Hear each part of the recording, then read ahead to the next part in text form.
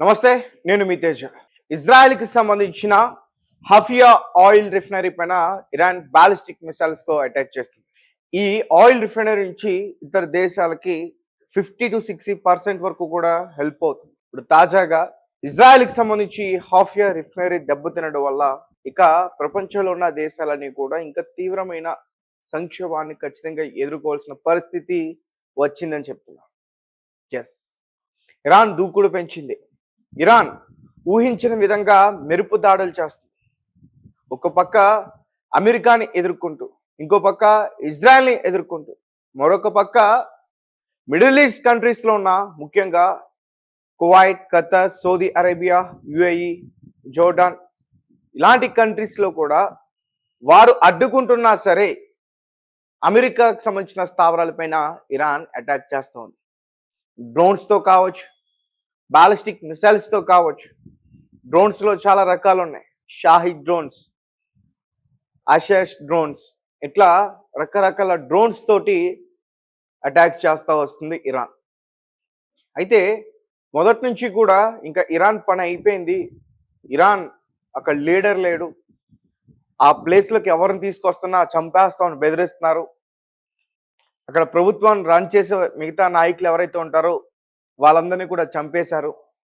రీసెంట్గా ఇస్మాయిల్ అనే ఒక పర్సన్ని చంపేశారు. ఇరాన్కి సంబంధించిన మినిస్టర్, ఇరాన్కి సంబంధించిన ఇంటెలిజెన్స్ మినిస్టర్ ఇస్మాయిల్ కాతిబ్ అనే పర్సన్ని చంపేశారు. అలీ లరీజాని సెక్యూరిటీ కౌన్సిల్ సెక్రటరీ ఆయన్ని చంపేశారు.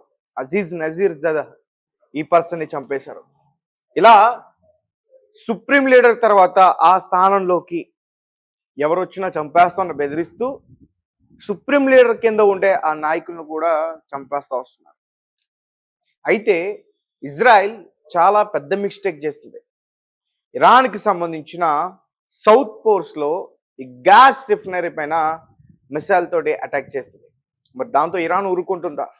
గల్ఫ్ కంట్రీస్లో ఉన్న ముఖ్యంగా ఆయిల్ రిఫైనరీస్ని టార్గెట్ చేసి ముందే హెచ్చరించి వాటన్నిటిని పైన అటాక్ చేసింది.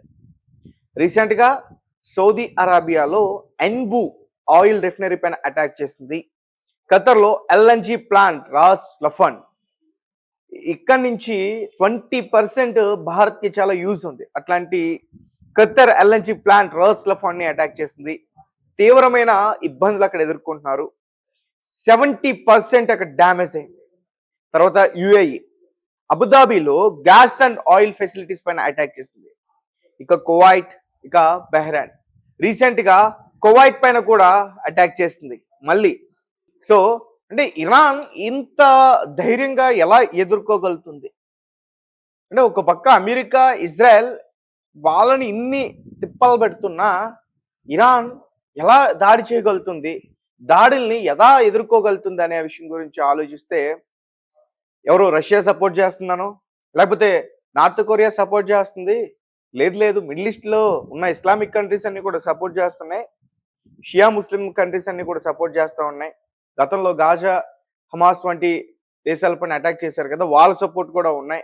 ఇలా రకరకాలుగా మనం మాట్లాడుతున్నాం. నేను కూడా అదే అనుకున్నా, చైనా, రష్యా వీళ్ళు సపోర్ట్ చేస్తున్నారు, బ్యాక్ ఎండ్లో సపోర్ట్ ఉందని చెప్పేసి. బట్ ఇరాన్ ఎప్పటి నుంచో కూడా ఐఆర్జేసి మిలిటరీని చాలా డెవలప్ చేసుకుంది. Islamic revolutionary guard corps. మేము డైలీ ఐఆర్జేసి గురించి మాత్రమే ఎక్కువగా చెప్పే ప్రయత్నం చేస్తున్నాం. దీనికి రీజన్ ఏంటంటే వాళ్ళు చేసే అటాకింగ్ అలా ఉంది. అంటే వాళ్ళు విడిపోతారు అన్నమాట, ఒక గ్రూప్స్ లాగా విడిపోతారు, దేశ నలుమూలలా ఉంటారు. ఎలా ఉంటారు, ఎలా అటాక్ చేస్తారు అనేది కూడా తెలియదు. అలాగే ఏ అయితే మిసైల్స్ని ఇరాన్కి దాడి చేయడానికి అమెరికా, ఇజ్రాయెల్ పంపిస్తుందో వాటిని కూడా అదే రకంగా వాళ్ళు అడ్డుకోగలుగుతున్నారు. నిజం చెప్పాలంటే అమెరికాకి, ఇజ్రాయెల్కి అసలు మైండ్ పనిచేయట్లా. ఇరాన్కి సంబంధించిన ఈ మిసైల్ లాంచెస్ ఎక్కడున్నాయి, ఆ స్థావరాలు ఎక్కడున్నాయి, అసలు ఎక్కడెక్కడ పెట్టిందంటే అర్థం లేదు, ఎవ్వరికి అర్థం లేదు నిజంగా. ఎందుకంటే ఒక్క ప్లేస్ కాదు, అవి డైలీ ఒక ప్లేస్ని ఇంకో ప్లేస్కి మారుతానే ఉంటాయి. రైట్, దీని గురించి మాట్లాడాలంటే చాలా సబ్జెక్ట్ ఉంటుంది. ఇంకా భూగర్భంలో చాలా ఆయుధాలు దాచింది, భూగర్భంలో చాలా ఆయుధ నిల్వలు ఉంచింది. న్యూక్లియర్కి సంబంధించిన యురేనియం కూడా 70-60% అక్కడే దాచింది. ఇంకా చాలా సబ్జెక్ట్ వచ్చేస్తుంది. కానీ నిన్న ఇరాన్ చేసిన దాడిని చూస్తే మాత్రం ఖచ్చితంగా ప్రపంచం ఉలిక్కిపడేలా ఉంది, అన్ని దేశాలతో సహా. ఎందుకంటే వాళ్ళు ముందు నుంచే హెచ్చరిస్తున్నారు, మేము తలుచుకుంటే 24 అవర్స్లో మేము ఒక న్యూక్లియర్ వెపాన్ని తయారు చేయగలము. ఇంకొకటి, మా దగ్గర 60-70% నిల్వలు ఉన్నాయి, యురేనియం ఉంది, ప్లూటోనియం ఉంది.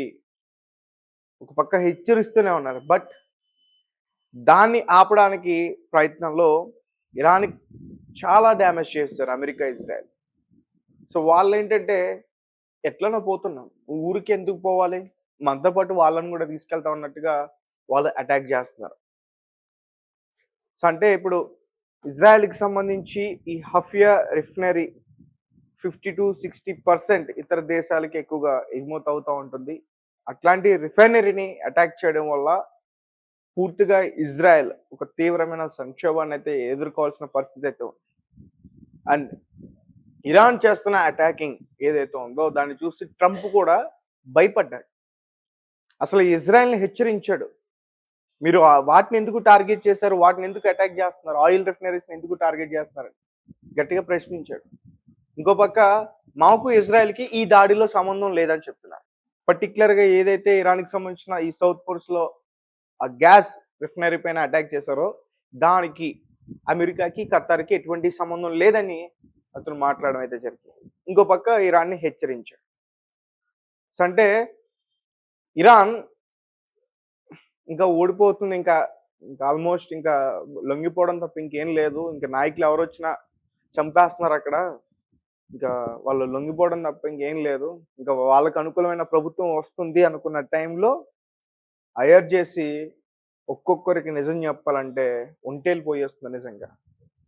ఈరోజు మాటలతో విరుచుకుపడే ట్రంప్ ఎంత పద్ధతిగా మాట్లాడాడంటే శాంతి చర్చలకి సిద్ధం అన్నట్టుగా ఆయన మాట్లాడారు.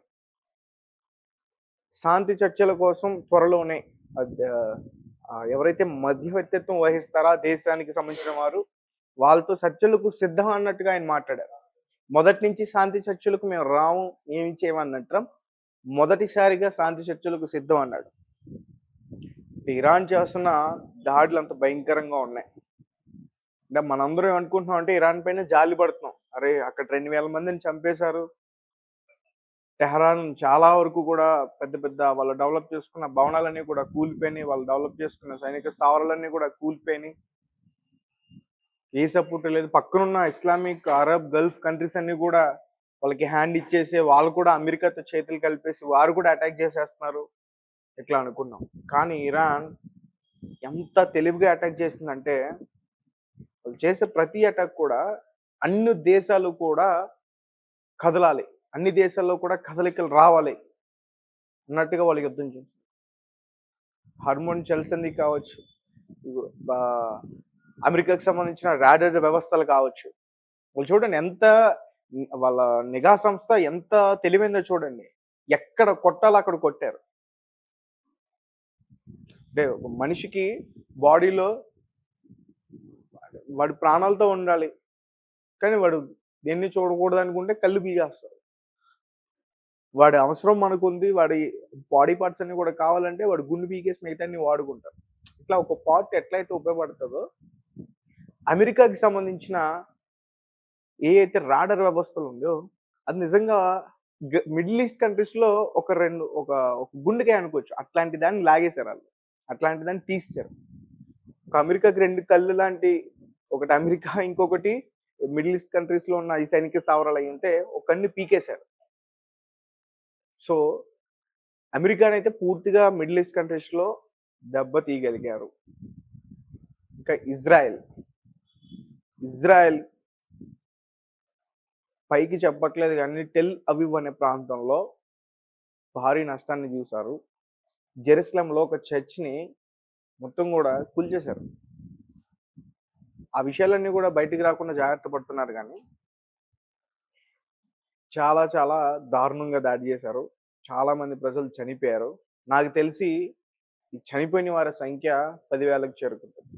ఇరాన్ మరి ఇంకొక 2, 3 రోజులు ఇదే గనక యుద్ధం ఇలాగే జరిగితే ఇరాన్‌ది పైచేయ పరిస్థితి అయితే ఉంటుంది. నాకనిపిస్తుంది ఇరాన్ పైచేయ సాధించిందని చెప్పి.